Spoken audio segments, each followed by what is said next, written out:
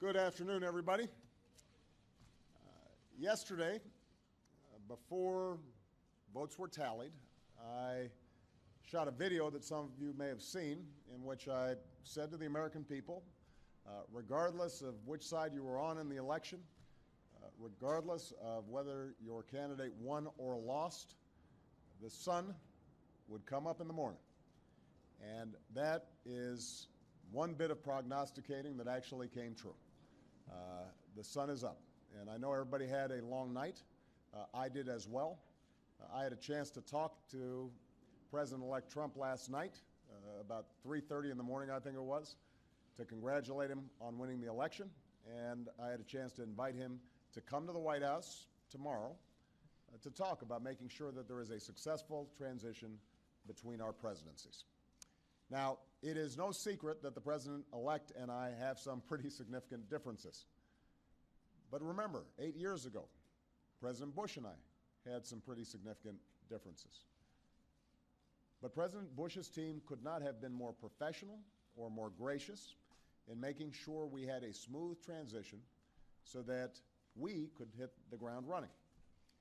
And one thing you realize quickly in this job is that the presidency and the vice presidency is bigger than any of us. So I have instructed my team to follow the example that President Bush's team set 8 years ago and work as hard as we can to make sure that this is a successful transition for the President-elect. Because we are now all rooting for his success in uniting and leading the country. The peaceful transition of power is one of the hallmarks of our democracy. And over the next few months, we are going to show that to the world. I also had a chance last night to speak with Secretary Clinton, and I just had a chance to hear her remarks. I could not be prouder of her. She has lived an extraordinary life of public service. She was a great First Lady. She was an outstanding senator for the state of New York, and she could not have been a better Secretary of State. I'm proud of her. A lot of Americans look up to her. Her candidacy and nomination was historic and sends a message to our daughters all across the country that they can achieve at the highest levels of politics. And I'm absolutely confident that she and President Clinton will continue to do great work for people here in the United States and all around the world. Now, everybody is sad when their side loses an election. But the day after, we have to remember that we're actually all on one team. This is an intramural scrimmage. We're not Democrats first. We're not Republicans first. We are Americans first. We're patriots first. We all want what's best for this country.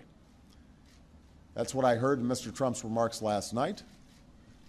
That's what I heard when I spoke to him directly, and I was heartened by that.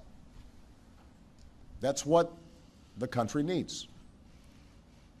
A sense of unity, a sense of inclusion, a respect for our institutions, our way of life, rule of law,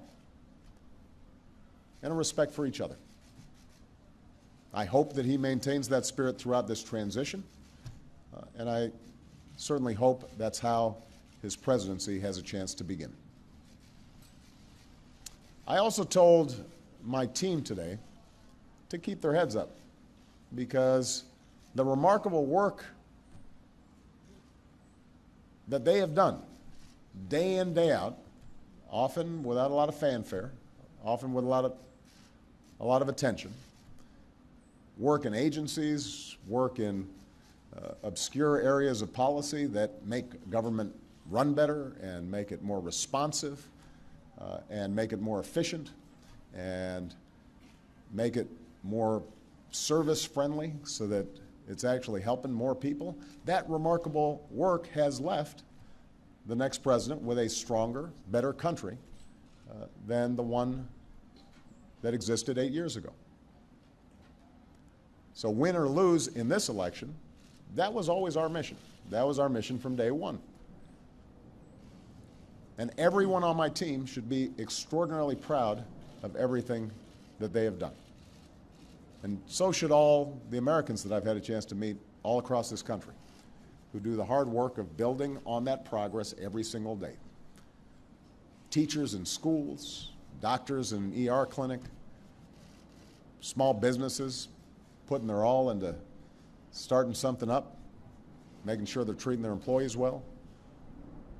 All the important work that's done by moms and dads and families and congregations in every state.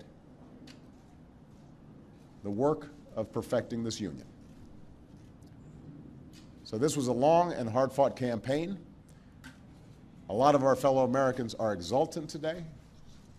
A lot of Americans are less so. But that's the nature of campaigns. That's the nature of democracy. It is hard and sometimes contentious and noisy. It's not always inspiring.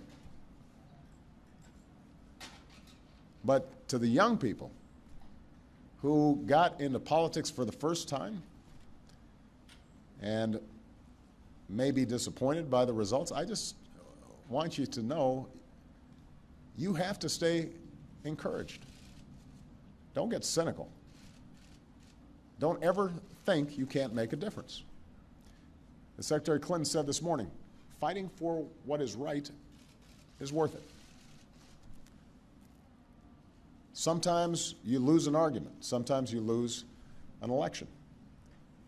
You know, the path that this country has taken has never been a straight line. We zig and zag, and sometimes we move in ways that some people think is forward and others think is moving back. And that's okay. I've lost elections before. Joe hasn't, but, you know.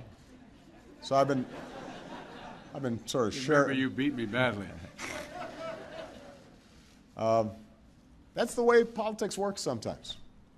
We try really hard to persuade people that we're right.